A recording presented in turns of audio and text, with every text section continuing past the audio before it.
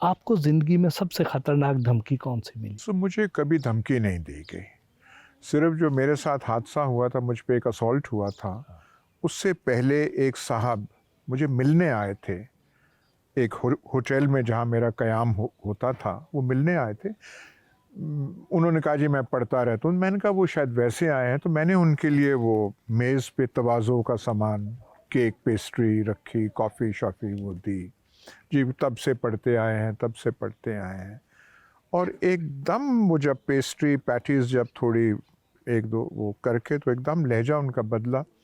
एक बात आपसे करनी है, ज़रा हाथ हौला रखा करें।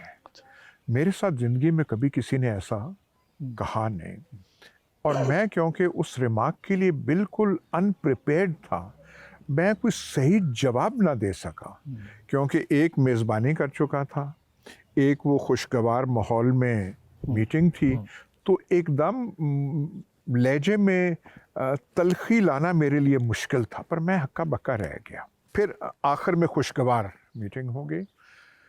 2-3 रोज़ बाद एक कॉन्फ्रेंस हुई थी मैरियट इस्लामाबाद में, और वहाँ पे ये कैदी नंबर 804 के उनकी एज़ाज़ में हुई थी, और मुझे बोलने के लिए कहा गया, और मेरा ख़्याल मेरी ज़्यादा तल्ख़ी 804 के बारे में थी, और मैंने उनसे मुख़ातिब होकर कहा कि हम तो समझ रहे थे कि आप ऐसे फ़ैसले करेंगे और ऐसे करेंगे, ये आपको एक्सटेंशनों का शौक़ कहाँ से पैदा हो गया? मेरे अल्फ़ाज़ ये थे।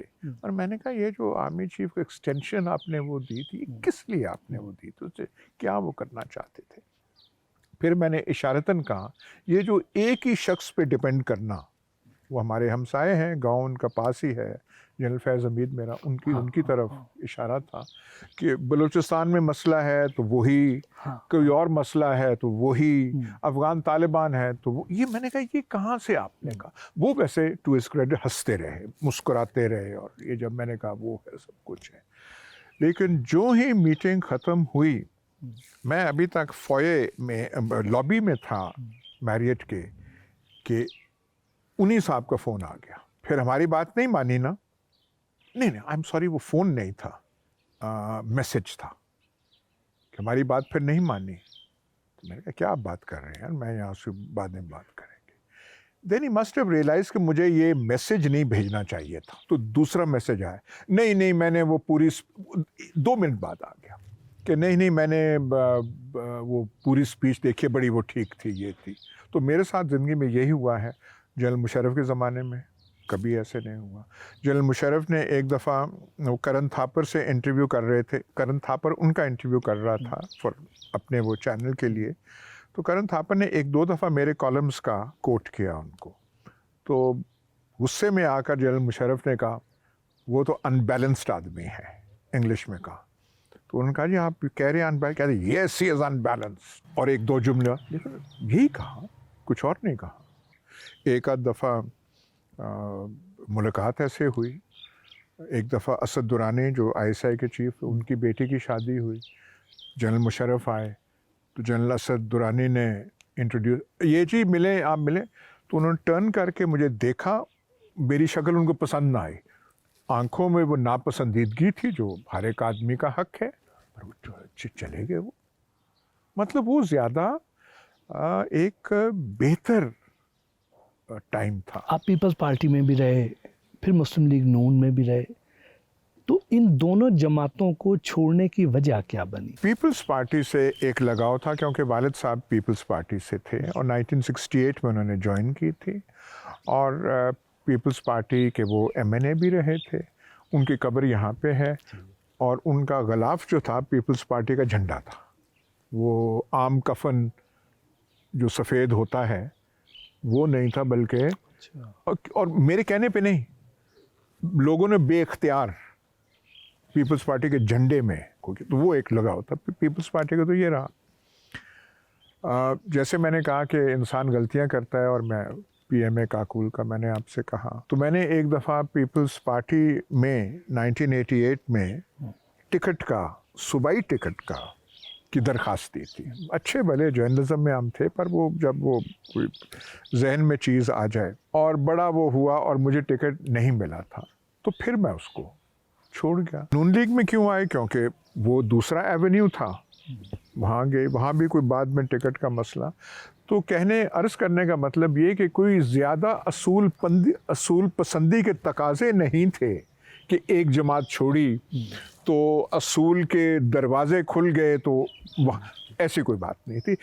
मसलहत यहाँ भी थी, मसलहत वहाँ भी थी, जिसका अंग्रेज़ी लफ्ज़ अपॉर्चुनिज़म है, तो ऐसे करके यहाँ नहीं थी। हाँ, एक बात मैं अब जहाँ मैं अपने आप को इतना कोस रहा हूँ, एक बात कहूँगा। MPA बन के नून लीग का फिर मैंने इस्तीफ़ा दे दिया था, क्योंकि मुझे कोई माहौल, मैंने कहा मैं क्या यहाँ जख मार रहा हूँ।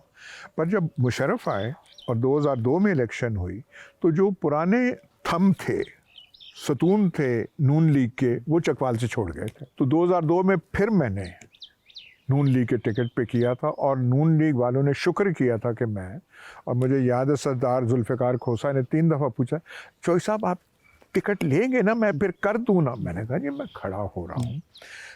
ये PTI वाला जो मैंने इलेक्शन लड़ी थी, वो भी इसलिए क्योंकि PTI वाले सारे भाग गए थे, तो और कोई राह नहीं था। तो हमने अपनी दुकान वहाँ पे 4 दिन खोल ली और ये करते रहे। तो आप बहुत ही रियलिस्टिक और खरे आदमी हैं। जैसे आपने अपना भी जब मुख्तलिफ पार्टी के सफ़र का बयान किया, तो उसमें आपने कोई लगी लिपटी नहीं रखी, आपने खुल के बात की। तो खान साहब का जो दौरे हुकूमत था, उनका जो तर्ज़ सियासत था, तर्ज़ हुकूमत था, वो आपकी नज़र में कैसा था? देखिए, मेरी नज़र में 2 लॉस्ट अपॉर्चुनिटीज़ पाकिस्तानी तारीख़ में हुई हैं। जुल्फ़िकार अली भुट्टो चीज़ें तब्दील कर सकते थे। चीज़ें तब्दील करने का मतलब है जो बुनियादी खदो खाल हमारी सियासत और हमारे माशरे के तर्ज़ अमल के हैं, वो तब्दील कर सकते थे, उन्होंने नहीं किए। इमरान खान कर सकते थे, चाहे उनको कोई लाया था, चाहे 2018 के इलेक्शन में उनकी मदद और मुआवनत और सायों ने उनकी मदद की थी, जो भी है, फिर भी वो कर सकते थे, उन्होंने नहीं की। उनके सामने एक जो ज़हनी नक्शा होना चाहिए कि मैंने ये करना है, मैंने ये करना है। 3.5 साल इक़्तिदार में थे, 3.5 साल बहुत अरसा होता है, थोड़ा अरसा नहीं होता। अब ये आप आके भैंसों के ऑक्शन करने लग पड़े, गाड़ियों को कहें जी हमने ऑक्शन करना है, तो आपको गाड़ियाँ नहीं चाहिए होंगी, सरकार को नहीं चाहिए होती। लेनिन को गाड़ी की ज़रूरत नहीं थी, स्टालिन को नहीं थी, चेयरमैन माओ को नहीं थी, सबको गाड़ियों की ज़रूरत होती है। या आप कहें जी पंजाब गवर्नर हाउस की दीवार हम तोड़ना, वो तोड़ना शुरू भी हो गई थी, वो तो हाई कोर्ट के एक ऑर्डर से रुक गई।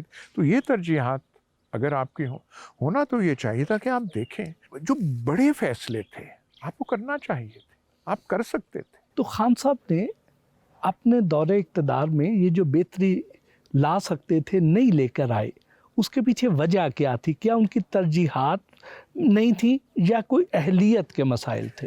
देखिए, अहलियत का अगर मैं इस किस्म की क्रिटिसिज्म नहीं करना चाहता, पर जो एक सियासी सर्कल होना चाहिए, जो एक दायरा मुशावरत सियासी होनी चाहिए, वो नहीं थी। खान साहब का 22 साल इन्होंने दश्त में गुजारे। 22 साल में तो आपको बिल्कुल तैयार होके आना चाहिए था। तो 22 साल आप कर रहे हैं, ये किन से आप मुशावरत कर रहे हैं? पता नहीं आप किन से मिलते रहे थे। यहाँ कोई सियासी हिकमत अमली होनी चाहिए थी कि मसला क्या है, क्यों नहीं, यहाँ पे क्या है।